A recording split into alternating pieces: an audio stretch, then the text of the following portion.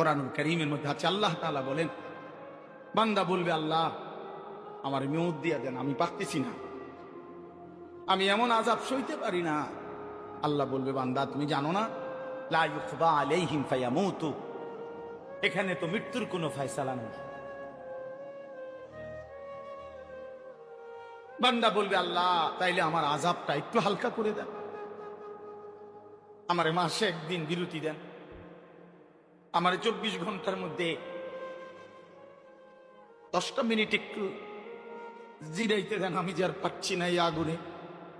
আল্লাহ বলেন, না বান্দা, ওয়ালা ইউখাফফাফু মিন আযাবিহা, না বান্দা, 1 সেকেন্ডের জন্য এই আযাব হালকা করা হবে না। জাহান্নামী বলবে, আল্লাহ তাইলে আমার দুনিয়ায় দেন, আমার কুদ্দু যাইতে দেন আমার দুনিয়ায়, আমি এবারে গেলে নেক আমল করব। আল্লাহ বলবেন, না বান্দা,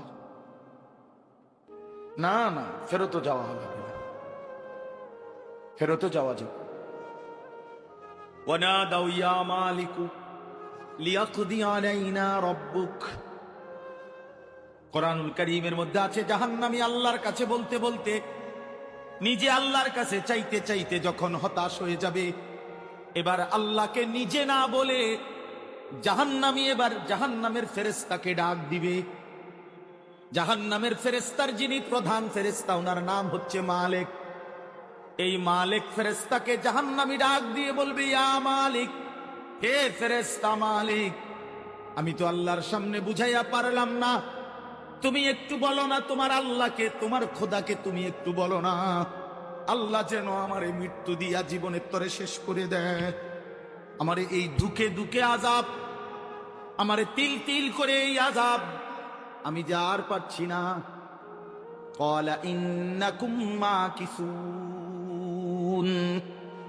ওয়া নাদাউ ইয়া মালিকু লিয়াকদি আলাইনা রাব্বুক, ফেরেশতাকে বলবে আল্লাহকে বলো না আমারে শেষ করে দিতে।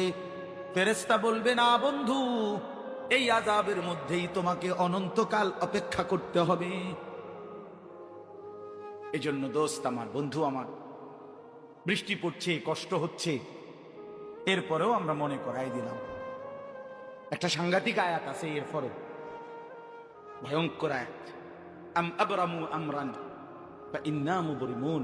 যুবক ভাই শোনো, বিশ্বাস করো ভাইয়া, আল্লাহ বলছে, নাফরমান, তোরে কেমনে শাস্তি দেবো আমি ঠিক করে রাখছি, তুই বাঁচবি কেমনে তুই ঠিক কর। বুঝেন নাই?